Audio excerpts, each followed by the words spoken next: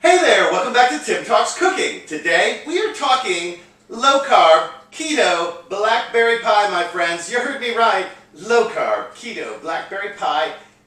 And I think you're going to love this recipe. Let's get started. Here's what you'll need to make this great blackberry pie. Starts off with one 7-inch coconut flour pie shell. I'll put the link up here on the screen, but it's one of the pie crusts I made in my last episode. You're also going to need 1.5 pounds of ripe blackberries. These are fresh, but you could also use frozen for this. You're also going to need 1 lemon. We're going to zest the lemon and use its juice. Here I've got 1/4 cup of erythritol. I'm going to use this as my sweetener. You could use more or less depending on your own taste. This is going to be about as sweet as I personally want it. I'm also going to use 3 tablespoons of gelatin here. Now, if you keep kosher, you're going to want to make sure that you buy a gelatin that's made with beef bones, and I don't really want to advertise for that brand here, but look for it. Make sure that you get what you need there. If you're a vegan or a vegetarian, you're going to want to use something besides gelatin because this is not a vegetarian product. Maybe try agar or something like that. I haven't experimented with that, but here I'm going to use gelatin in my pie. Also got a little bit of kosher salt here. Here's my pre-baked pie crust.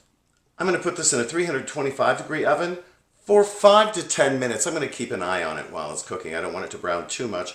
Coconut flour browns fairly quickly and can burn easily, so you don't want to walk away from the stove, or at least not too far. What we're going to do here is prepare the filling. I'm going to take half of these blackberries and put them in a saucepan. We want to leave some of the blackberries intact so that the pie will have a better texture. Anyway, I'm roughly going to use half of them here. Of course, these have already been washed and dried and everything. Here I'm going to add in the gelatin, the erythritol, just a pinch of salt, and for the lemon, I'm going to use my lemon zester here. They come in all shapes and sizes, of course. You can use any one that you like, or you could omit this if you don't want to use lemon or you don't have a lemon. You just pass it over your grater. We want to use the zest and juice of 1 lemon.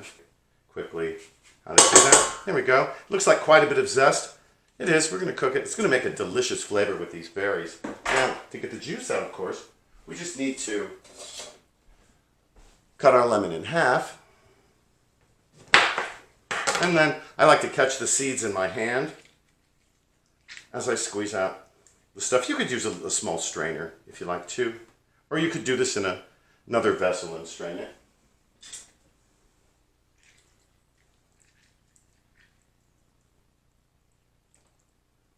There we go. Oops, I got a lemon seed in there. That's all right. Take it right on out. And that's for the compost bowl. I'm going to cook these berries and the other ingredients over medium to high heat here, stirring them frequently so they don't burn on the bottom. I want to heat these up. The berries will lose their integrity and they'll give up their juices, and this will look pretty much like blackberry jam in just about 5 minutes or so. Here it's been about 2 or 3 minutes and you can see they're bubbling away. They're really starting to give up their juice. They're going to soften, and this will be kind of a mash of blackberries in about 5 minutes or so. I'm going to put the lid on it and just let it cook. And here we are again after another couple of minutes. You can see this has got a lot more liquid in it now.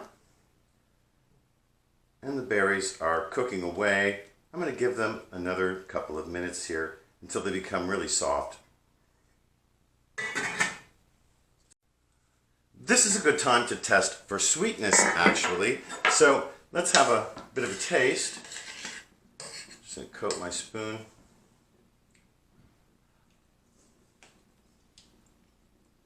It's delicious, but it's a little tartar than I want. So I'm going to add 2 more tablespoons of erythritol in there. You sweeten this to your own personal taste. I'm pretty sure that'll do it.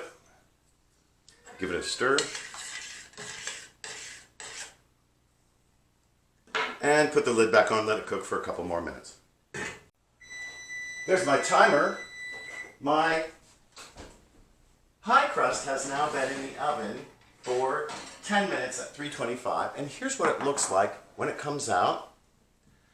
It smells really great. Now, it does have a little bit of a coconut smell and taste. If you're sensitive to that, you might want to use an almond flour crust. There's a recipe for that too that will appear on the screen. Anyway, here you can see it's starting to brown a little bit on the bottom. This is going to be nice and crisp, I would think, and have a little bit of a crunch to it. What we're going to do next is take the rest of the fresh blackberries, and we're just going to simply put them in there. Oops, we got an escapee. We're just going to put them in there and even them out a little bit. And leave that off to the side. It really doesn't matter that that's hot right now, because we're going to add some more hot stuff to it. But before we do, we're going to do a little straining act here. Here we've got our cooked blackberry sauce. And as you're aware, if you love blackberries like I do, they are full of little seeds that are really a problem. Now, I've just put a bunch of fresh blackberries in the pie crust. There will be some seeds in this pie. I think you just have to accept the seedy nature of the blackberry if you're going to have this dish. Anyway, what I'm going to do is I'm going to remove the seeds from this stuff here by passing it through my food mill. If you don't have a food mill, you can also put this through a sieve. Just push it through with a rubber spatula.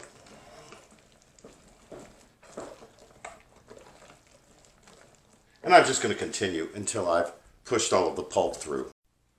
Just as with your blender or food processor, you want to make sure you scrape down the sides of your food mill.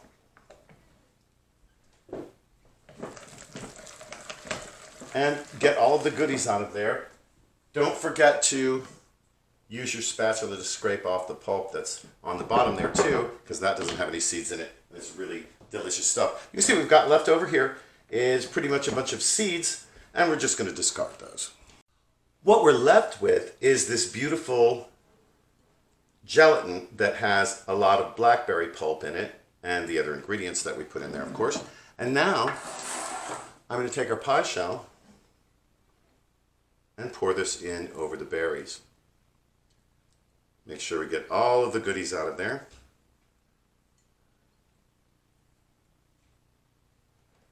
And isn't that lovely? Now this is going to go into the refrigerator until it's set, and that's going to take at least 2 to 3 hours. And here's what it looks like once it's set in the refrigerator. It's been in there for about 3.5 hours now. It's really nicely set. Time to remove it from its mold. I'm just going to gently do that and lift it off.